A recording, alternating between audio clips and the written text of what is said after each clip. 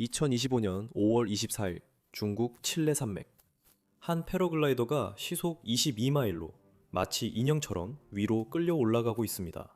그는 자신이 회전하고 있는지 떨어지고 있는지 아니면 올라가고 있는지조차 알 수 없습니다. 모든 것이 하얗게 보입니다. 그의 캐노피가 머리 위에서 접혔다가 다시 펼쳐지고 또다시 접힙니다. 그는 마지막 비상조작을 시도합니다. 폭풍이 그것을 산산조각내고 그의 손은 완전히 감각이 없어지며 하늘에서 끌어당기는 거센 힘은 점점 더 강해집니다. 20분 전만 해도 그는 땅에 서서 중고 하네스의 끈을 조정하고 있었습니다. 이제 그는 자신이 어디에 있는지 전혀 모릅니다. 이것은 패러글라이더가 중국의 죽음의 구름에 빨려 들어간 무섭고 논란이 많은 이야기입니다. 익스트림에 오신 것을 환영합니다. 2020년 전 세계가 집안에 갇혀 넷플릭스를 보고 있을 때 간수성 출신의 50세 중국 시민 펑 미정은 패러글라이딩을 시작하기로 결심했습니다. 그렇게 평생의 집착이 시작되었습니다. 펑 미정은 전문가도 아니었고 운동선수도 아니었습니다. 그는 그저 세상이 무너지는 동안 뭔가 할 일이 필요했던 중년 남성이었습니다. 그리고 패러글라이딩은 보통 잠깐 했다가 그만두는 취미였지만 펑 미정은 그만두지 않았습니다. 오히려 그는 정반대로 행동했습니다. 그는 너무 열심히 훈련해서 2022년에는 중국에서 패러글라이딩 B급 자격증을 취득했습니다. 그건 2년간 훈련과 실력 향상, 날씨 읽기와 비행법을 배우는 시간이었습니다. 2025년 5월까지 펑은 여러 산맥에서 수십 번의 비행을 완료했습니다. 그는 온라인에서 바람을 거슬러 나는 자라는 의미의 중국어 닉네임으로 비행했습니다. 그의 최장 기록 비행 거리는 65마일이었습니다. 그의 개인 최고 고도 기록은 17,400피트가 조금 넘었습니다. 그는 엘리트가 아니었고 엘리트에 가까운 수준도 아니었지만 진지했고 점점 더 대담해지고 있었습니다. 이렇게 해서 2025년 5월 24일 아침이 찾아왔습니다. 펑에 따르면 그는 친구와 함께 패러글라이더에게는 가장 평범한 일인 비행을 위해 칠레 산맥으로 차를 몰고 갔다고 합니다. 그는 최근 중고 하네스를 사서 몸에 잘 맞는지 테스트해보고 싶었을 뿐입니다. 이것의 전문 용어는 그라운드 패러슈트 쉐이킹이며 실제로 하는 일은 매우 간단합니다. 지상에서 윙 캐노피를 부풀리고 머리 위로 들어 올리며 텐션을 느끼고 하네스가 잘 맞는지 확인합니다. 비행하지 않으니 지상을 떠나지 않습니다. 비행 전 모든 작동 확인만 했습니다. 그게 다였습니다. 그는 자신의 머리 위에서 인생에서 가장 무서운 20분, 이미 시작되고 있다는 사실을 전혀 몰랐습니다. 펑은 해발 1000피트쯤 되는 산기슭 어딘가에서 지상 테스트를 시작했습니다. 그는 지상에서 윙 캐노피에 바람을 넣어 머리 위로 띄웠고 하네스의 상태를 확인하기 위해 텐션을 느끼기 시작했습니다. 다음 순간 돌풍이 그의 캐노피를 강타하며 그를 깃털보다도 가볍게 들어올려 땅에서 떼어냈습니다. 그리고 바로 그 순간 펑 위장은 두 발이 땅을 떠나며 공중에 떠올랐습니다. 펑은 훈련된 패러글라이더라면 누구나 하는 대로 행동했습니다. 그는 패러글라이더들이 훈련하는 방식대로 착지하려고 했습니다. 조종장치를 놓으면 캐노피가 접히고 다시 땅에 착지하게 됩니다. 하지만 이 바람은 그를 놓아주지 않았습니다. 그가 내려가려고 할수록 바람은 더 세게 그를 밀어냈습니다. 이제 그는 자신이 통제할 수 있는 속도보다 더 빠르게 동쪽으로 떠밀려가고 있었습니다. 그리고 갑자기 기둥이 더 이상 옆에서 오는 것이 아니라 바로 위에서 내려오고 있었습니다. 마치 거대한 무언가가 하늘에서 뻗어나와 그를 붙잡은 것처럼 펑은 혼란스러운 표정으로 위를 올려다보았고 그가 본 것은 그의 심장을 멎게 했습니다. 그는 어둡고 소용돌이치며 회전하는 구름 밑바닥이 모든 것을 위로 끌어올리고 있는 것을 보았습니다. 그의 캐노피, 줄, 그리고 그 자신까지도요. 그가 하네스를 테스트하고자 했던 곳에서 얼마 떨어지지 않은 곳에 정난운이 형성되었고 이 구름은 길을 가로막는 모든 것을 빨아들이고 있었습니다. 대부분의 구름은 단순히 수분, 즉 하늘 높이 응결된 물방울로 이루어져 있어 아름답고 해가 없습니다. 하지만 정난운은 완전히 다른 존재입니다. 정난운은 따뜻하고 습한 공기 기둥이 지면에서 상승하면서 시작됩니다. 이 공기가 상승하면서 식으면서 에너지를 방출합니다. 에너지가 공기를 더 높이 밀어올리고 높아질수록 더 차가워지며 더 차가워질수록 에너지가 더 방출됩니다. 더 많은 에너지는 공기를 더 높이 밀어올린다는 뜻이고 이렇게 해서 이 과정은 계속 반복되며 스스로를 강화하고 유지하는 순환 구조로 성장하게 됩니다. 성숙한 정난운은 내부에서 최대 65,000피트까지 뻗을 수 있고 바람은 초속 160샤피트까지 도달할 수 있으며 이 모든 바람이 위쪽으로 곧장 불어올립니다. 모든 것에 얼음이 형성되고 번개가 예고 없이 방전되며 시야는 완전히 제로가 됩니다. 상황이 너무 심각해서 항공당국은 정난원 내부에서의 비행을 재앙적인 것으로 분류합니다. 그리고 이 구름의 특징은 맑은 아침에 미리 나타나지 않는다는 겁니다. 그런 구름은 존재하지 않죠. 90분 후에는 6만 5천 피트 높이로 자라서 그 아래에 있는 모든 것을 집어삼킵니다. 형성되는 걸 볼 때쯤이면 이미 그 영향권 안에 들어와 있을 수도 있습니다. 펑의 경우에는 20분 후였죠. 그리고 그날 아침 펑은 땅에 캐노피를 펼쳤습니다. 칠레 산맥 기슭에서 펑은 자신이 곧 자연에서 가장 위험한 구름의 희생양이 될 거라는 사실을 전혀 몰랐습니다. 보시다시피 칠레 산맥은 여름에 기본적으로 거대한 열기관과 같습니다. 이 산맥은 지구에서 가장 높고 넓은 고원 북쪽 가장자리에 위치해 있으며 따뜻하고 뜨거운 공기를 만들기에 최적의 장소입니다. 정난호는 이곳을 정말 좋아해서 중국의 다른 어떤 곳보다도 2배 반이나 더 자주 형성됩니다. 이 구름의 94%는 5월에서 9월 사이에 생기고 83%는 정오에서 저녁 9시 사이에 형성됩니다. 그리고 여기 펑이 5월 오후 12시 19분에 패러글라이더를 테스트하고 있었습니다. 그는 잘못된 시간에 잘못된 장소에 있었습니다. 펑에게 일어난 일은 패러글라이더들이 클라우드석이라 부르는 현상입니다. 저구눈이 성장하면서 아래에서 따뜻한 공기가 끊임없이 공급되어야 합니다. 그 수요 때문에 구름 아래에는 강력한 진공이 형성되어 때로는 수마일에 걸쳐 모든 것을 위로 끌어올립니다. 폭풍 속으로 말이죠. 새, 자네, 그리고 펑의 경우에는 날아가는 인간까지. 그를 실어 나르는 상승기류는 초당 32피트의 속도로 움직이고 있었습니다. 그것은 자동차가 스쿨존을 빠르게 달리는 속도와 비슷했지만 이 경우엔 곧장 위로 올라가고 있었습니다. 그가 탈출할 방법은 세 가지였습니다. 그가 처음으로 한 일은 날개의 바깥쪽 끝을 안쪽으로 당겨서 표면적을 줄이는 것이었습니다. 왜냐하면 더 작은 날개가 더 빨리 떨어지기 때문이죠. 그는 그렇게 했지만 충분히 빨리 떨어지지 않았습니다. 상승기류 구름이 계속해서 그를 위로 빨아올렸습니다. 그래서 그는 날개를 반으로 자르는 특정 손잡이를 잡았고 그 결과 날개는 완전히 양력을 잃게 되었습니다. 마치 비행 중에 비행기 날개를 접는 것과 같았습니다. 하지만 바람의 난기류 때문에 그가 날개를 접을 때마다 다시 펼쳐졌고 그는 여전히 위로 올라가고 있었습니다. 그가 시도한 세 번째이자 가장 과감한 방법은 스파이럴 하강이라고 불립니다. 이 방법은 롤러코스터처럼 원을 그리며 자신을 아래로 던지고 가능한 한 가장 날카롭게 방향을 틀면서 계속 회전해 나선형을 만드는 것입니다. 하지만 여기서 당신이 바로 롤러코스터입니다. 그 회전하는 힘이 너무 강하게 아래로 끌어당겨서 거의 모든 상승기류를 이겨낼 수 있습니다. 말씀드리자면 이 방법은 매우 위험하며 정말 최악의 상황에서만 사용해야 합니다. 이것은 모든 패러글라이더가 훈련은 하지만 절대 사용하고 싶어 하지 않는 최후의 선택지입니다. 이 방법은 눈으로 고정할 수 있는 수평선이 있어야 사용 가능합니다. 그래야 뇌가 아래쪽을 인식할 수 있습니다. 그리고 폭풍의 안개 때문에 펑은 아무것도 볼 수 없었습니다. 수평선도 땅도 기준점도 없었고 눈을 고정할 만한 것이 전혀 없었습니다. 그는 어느 쪽이 아래인지 전혀 알 수 없었기 때문에 나선형 기동을 시도했지만 실패하고 말았습니다.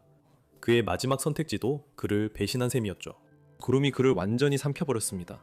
구름 안에서는 주위 모든 것이 하얗고 거칠고 하얗기만 했습니다. 그의 패러글라이딩 윙은 계속해서 접혔다가 다시 펼쳐지기를 반복했습니다. 그는 추락했습니다. 그가 추락할 때마다 구름 속의 바람이 윙을 다시 부풀렸습니다. 이것을 캐스케이드라고 부르며 누구나 겪을 수 있는 가장 무서운 경험 중 하나입니다. 기본적으로 자유낙하를 하다가 다시 올라가고 또 자유낙하를 하다가 다시 올라가고 이런 일이 반복됩니다. 존재조차 모르는 힘들 사이에서 멈출 이유도 없이 이리저리 휘둘리는 인형처럼 말이죠. 펑은 충격을 받았습니다. 그는 무슨 일이 일어나고 있는지 전혀 알지 못했고 생각이 뒤죽박죽이었습니다. 그의 슈트와 날개, 모든 곳에 얼음이 생겼고 그의 손은 감각이 없어졌습니다. 그리고 이 모든 상황 속에서도 그는 믿기 힘들 정도로 거의 불가능해 보일 만큼 계속해서 상승했습니다. 조종사에게 정확한 고도를 알려주는 장치인 그의 고도계는 계속해서 위로 돌고 있었습니다. 1만 피트, 1만 5천 피트, 2만 피트까지 평생 한 번도 본 적 없는 숫자들이었습니다. 펑은 더 이상 고도계를 확인하지 않았습니다. 이제 죽음의 영역에 들어섰음을 알았기 때문입니다. 23,000피트 부근에서 그는 의식을 잃었습니다. 기억하시나요? 펑은 칠레 산맥 기슭에서 약 1만 피트 높이에서 출발했습니다. 이제 20분이 지난 후 그는 28,000피트 상공에 있었습니다. 이건 마치 뒷마당에서 대포에 쏘아 올려져서 이 유튜브 영상을 보는 시간 동안 세계의 꼭대기까지 곧장 올라가는 것과 같습니다. 인간의 몸은 그렇게 빨리 적응할 수 없고 몸이 필요한 산소를 얻지 못하면 기능을 멈추게 됩니다. 그는 이 일을 혼자 겪고 있던 게 아니었습니다. 지상, 즉 발사장의 안전한 곳에 서 있던 그의 친구 구저미는 무전기를 통해 모든 상황을 듣고 있었습니다. 자붕 속에서 구저미는 바람의 거센 소리, 펑의 목소리에 담긴 공포, 그리고 펑이 날개를 접으려 애쓰는 절박하지만 실패하는 시도를 들을 수 있었습니다. 하지만 그는 무엇을 할 수 있었을까요? 그는 친구가 죽음의 구역으로 끌려가는 소리를 들으면서도 막지 못해 무력했습니다. 그리고 펑이장이 23,000피트를 넘었을 때 무전기가 끊겼습니다. 28,154피트, 그곳이 펑이장이 최고점에 도달한 곳이었습니다. 비교를 위해 말씀드리자면 지구 표면에서 가장 높은 지점인 에베레스트 산 정상은 29,032피트에 위치해 있습니다. 펑이장은 의도하지도 않았는데 세계에서 가장 높은 산 정상에서 불과 900피트도 안 되는 거리에 도달한 것이었습니다. 그는 살아남을 수 없었고 살아남아서는 안 되는 상황이었습니다. 하지만 펑이 이 거대한 구름의 꼭대기에 도달해 다시 지상으로 떨어지기 시작했을 때 믿을 수 없는 일이 일어났습니다. 펑은 눈을 떴습니다. 펑은 깨어났습니다. 28,000피트 상공에서 하강할 때 그의 주변 온도는 영하 40도였습니다. 그런 추위는 노출된 피부를 몇 분 만에 파괴합니다. 하지만 그의 두개골 깊은 곳에서는 또 다른 일이 일어나고 있었습니다. 핵심 체온이 1도씩 떨어질 때마다 뇌가 필요로 하는 산소량도 5에서 7%씩 감소합니다. 그래서 펑이 더 추워질수록 그의 뇌가 살아남기 위해 필요한 산소도 줄어들었습니다. 그의 몸은 마치 배터리가 1% 남았을 때 비상 모드로 전환되는 휴대폰과 같았습니다. 하지만 폭풍이 펑을 풀어주기 시작했을 때 차가운 공기와 떨어지는 속도가 그를 동면 상태에서 깨웠습니다. 그래서 그는 폭풍 한가운데에서 깨어났습니다. 펑이 깨어나자 주변이 모두 하얗게 변해 있었습니다. 그는 여전히 빙글빙글 돌았지만 이제 깨어 있어 싸울 기회가 생겼습니다. 펑은 거의 감각이 없는 손가락으로 즉시 나침반으로 움켜쥐고 자신이 폭풍의 가장자리라고 믿었던 북동쪽을 향해 몸을 돌렸습니다. 그는 얼마나 먼지 전혀 알지 못했고 자신의 날개가 버텨줄지도 몰랐지만 그저 움직이기 시작했습니다. 어느 순간 그는 형체와 모습들 그리고 땅을 보기 시작했습니다. 그리고 마치 물속에 잠겨 있다가 수면 위로 올라오는 것처럼 구름이 끝났습니다. 그는 자유로웠습니다. 드디어 나왔어! 라고 그는 무전기로 친구에게 소리쳤습니다. 그가 느꼈을 안도감이 얼마나 컸을지 상상할 수밖에 없습니다. 펑은 오후 1시 30분에 착륙했습니다. 간수성 순환연의 텐선 목장이라는 곳에서 이륙한 지 약 71분 만이었습니다. 그는 출발지에서 대략 21마일을 이동했습니다. 그의 손가락과 손은 심하게 동상에 걸렸고 얼굴에는 얼음이 덮여 있었습니다. 그의 몸은 보이지 않는 곳까지 부어 있었습니다. 하지만 그는 의식이 있었고 말도 할 수 있었으며 살아 있었습니다. 그리고 동료들과 다시 만나야 했습니다. 그는 비틀거리며 도로변으로 나가 지나가는 차를 세웠습니다. 운전자는 얼굴에 얼음이 붙어 있고 옷이 젖어 얼어붙은 이 낯선 남자를 한번 쳐다보더니 아무 말 없이 그의 친구들이 있는 곳으로 데려다 주었습니다. 펑이 마침내 동료들과 다시 만났을 때 처음에는 아무도 별말을 하지 않았습니다. 어디선가 돌아온 사람에게 무슨 말을 할 수 있을까요? 아무도 돌아올 수 없을 거라 생각했던 곳에서 돌아온 사람에게 말이죠. 그의 동료인 구저미는 나중에 그 순간을 간단히 묘사했습니다. 그는 펑이 마치 말로 표현할 수 없는 무언가를 본 사람처럼 보였다고 말했습니다. 아직은요. 펑의 놀라운 경험은 그의 하네스에 장착된 카메라에 모두 담겼습니다. 며칠 만에 그 영상은 인터넷을 통해 퍼져나갔습니다. 중국의 국영 방송사인 CCTV는 펑과의 전체 인터뷰를 방영했습니다. 로이터가 이 소식을 받아 전 세계 수천 개의 뉴스룸에 배포했고 케이블 뉴스 네트워크, 브리티시 브로드캐스팅 커포레이션, 더 가디언, 내셔널 브로드캐스팅 컴퍼니, 뉴스 등 전 세계의 모든 주요 언론사가 이 이야기를 보도했습니다. 며칠 동안 펑이장은 지구상에서 가장 화제가 된 패러글라이더가 되었습니다. 전 세계가 매료되었지만 이 시련이 아무리 놀라워도 뭔가 맞지 않는 부분이 있었습니다. 참고로 말씀드리자면 매주 페이티언에서 새로운 것을 공유합니다. 독점 영상이나 실제로 무슨 일이 있었는지에 대한 분석 또는 유튜브에는 올리지 않는 개인적인 이야기를 나눕니다. 비하인드 스토리를 보고 싶다면 패트리온 익스트림 커뮤니티에 가입해주세요. 거기서 뵙겠습니다. 패러글라이더들은 그의 폭풍 영상에서 이상한 점을 발견했습니다. 패러글라이딩 커뮤니티는 규모가 작고 기술적이며 장비의 세부 사항에 매우 민감합니다. 그럴만도 하죠. e스포츠는 장비가 말 그대로 생명을 구하는 역할을 합니다. 그리고 그들이 그 화제가 된 영상의 처음 몇 초를 봤을 때 여러 가지가 맞지 않았습니다. 첫째, 처음 5초 동안 펑이 오픈형 착석 하네스를 착용한 것처럼 보였지만 나머지 진짜 영상에서는 펑이 항상 포드형 하네스를 착용하고 있었습니다. 완전히 다른 장비였습니다. 영서 초반에 나온 파일럿의 헬멧은 흰색이었고 펑의 헬멧과 나머지 영상에서는 검은색이었습니다. 배경에는 처음에 초록색 땅이 보이다가 갑자기 눈으로 덮인 지형이 나타났습니다. 하지만 5월의 칠레 산맥은 눈으로 덮여 있는데 그 초록색 땅은 어디서 나온 걸까요? 그리고 영상 초반의 카메라 앵글은 넓게 당겨진 샷이었습니다. 그런 시점은 멀리서 별도의 드론이 촬영해야만 얻을 수 있는 각도입니다.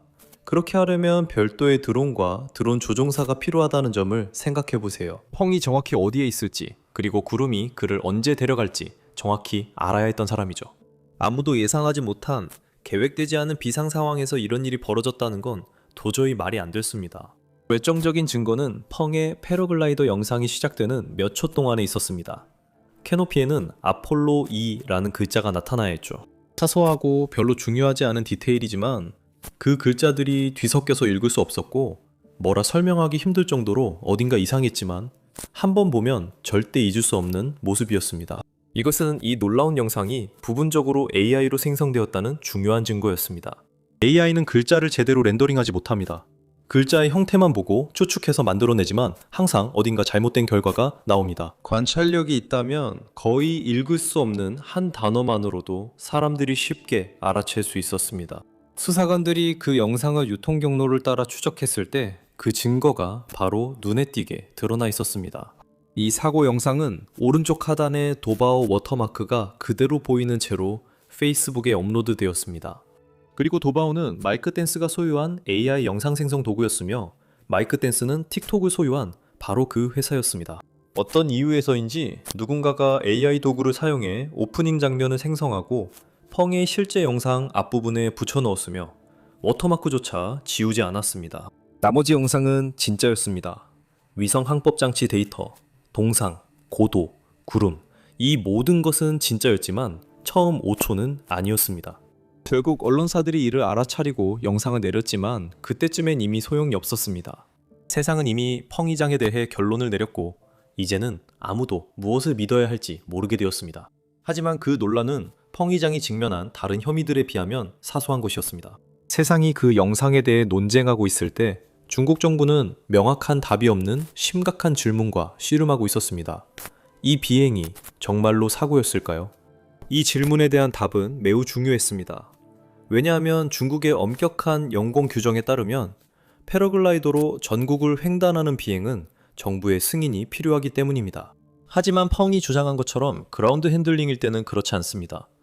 그는 정말 하네스를 테스트한 것일까요? 아니면 불법적인 일을 시도한 걸까요? 수사관들에게는 펑의 이야기에 몇 가지 납득이 가지 않는 점이 있었습니다. 첫째, 그날 펑이 특수하고 무거운 벙어리 장갑을 끼고 있었다는 점입니다. 그건 오랫동안 차가운 공기 속 높은 곳에 있을 거라는 걸 알 때 착용하는 종류의 장갑입니다. 그는 360도 카메라를 장착하고 작동시키고 있었는데 이는 단순히 하네스를 테스트하는 취미 패러글라이더에게는 드문 일입니다. 그리고 그의 비행 기록을 보면 2025년에만 이 정확한 지역에서 8번 비행했고 이전에는 17,000피트가 조금 넘는 고도까지 오른 적이 있었습니다. 국제 전문가들도 이를 믿지 않았습니다. 브래드 해리스, 태즈메이니아 행글라이딩 및 패러글라이딩 협회 회장은 단도직입적으로 말했습니다. 이것들은 윙을 지상에서 테스트할 때는 보통 착용하거나 준비하지 않습니다. 펑의 의도에 대해 제가 말씀드릴 수는 없습니다. 조사에서는 그의 진술을 받아들였고 그는 실제로 동상, 산소 부족, 그리고 경험으로 인해 측정 가능한 신체 손상을 입는 등 현실적인 신체적 대가를 치렀습니다. 하지만 이런 의문들이 존재한다는 것을 알아두셨으면 합니다. 왜냐하면 이 의문들이 다음에 무슨 일이 일어났는지 이해하는데 중요하기 때문입니다. 2025년 5월 27일 중국 국영방송인 CCTV는 펑 위장과의 동정적인 인터뷰를 방영했습니다. 그들은 그의 생존을 놀랍고 극적이며 불가능해 보이는 상황에서 인간의 인내로 이겨낸 이야기로 소개했습니다. 하지만 바로 다음 날인 5월 28일 간수성 임시항공스포츠협회는 공식 보고서를 발표했습니다. 그들은 이 비행을 불법 비행이 아니라 사고로 분류했습니다. 이 법적 구분 덕분에 펑은 훨씬 더 심각한 혐의로부터 보호받았지만 여전히 처벌을 받았습니다. 펑 위장에게는 6개월간의 비행 정지 처분이 내려졌습니다. 또한 그는 사고 반성 보고서를 제출해야 했으며 공식적인 표현에 따르면 이 비행 사고에 대해 깊이 반성해야 했습니다. 이 놀라운 사건의 영상을 인터넷에 올린 그의 친구 구저민 역시 6개월간의 정지 처분을 받고 자신의 반성 보고서를 제출해야 했습니다. 공식 보고서에 따르면 그의 위반 사항은 허가 없이 비행 영상을 공개하여 부정적인 영향을 초래했다는 것입니다. 자일관시와 순안현 내의 모든 잠재적 비행 장소는 즉시 봉쇄되었고 눈에 띄는 비행금지 표지판이 세워졌으며 해당 지역 내의 모든 비행 활동이 금지되었습니다. 적절한 승인 절차가 완료될 때까지입니다. 마침내 펑의 고도 기록 역시 비행이 등록되지 않았기 때문에 공식적으로 인정되지 않았습니다. 어떤 기록도 인정되지 않았습니다. 그래서 펑위 자신 거의 아무도 해본 적 없는 일을 해낸 것입니다. 그리고 그의 정부는 그가 사랑하는 일을 6개월 동안 금지시키고 자신이 무엇을 잘못했는지 설명하는 보고서를 쓰게 했습니다. 제가 남게 된 질문은 펑이 처벌을 받을 자격이 있었는지가 아니라 그것은 규정과 연공법의 문제라는 것입니다. 그 결정을 내릴 자격은 저보다 더 있는 분들이 있습니다. 제가 가진 질문은 단순합니다. 그런 경험을 하면 어떻게 해야 할까요? 한 남자가 자신이 어딘가에 다녀온 사실을 알게 되면 어떻게 해야 할까요? 대부분의 사람들은 그곳에 가고 싶어 하지 않으면 다녀온 적이 없습니다. 펑은 비행 후 3일 만에 CCTV에서 첫 번째 주요 인터뷰를 했습니다. 그는 추위에 대해 이야기했고 얼굴에 맺힌 얼음에 대해 이야기했으며 구름을 뚫고 지구를 보았던 순간에 대해 이야기했습니다. 그는 반성 보고서에 대해 이야기하지 않았고 자신의 영상 자료를 둘러싼 논란에 대해서도 언급하지 않았습니다. 그가 한 말은 이렇습니다. 생각만 해도 여전히 두렵습니다. 그 두려움이 완전히 사라지지 않았습니다. 지금도 그 일을 떠올리면 불안한 감정이 남아 있습니다. 펑은 하늘이 결국 그를 토해냈기 때문에 한번 일어날까 말까한 기이한 사고에서 살아남을 수 있었습니다.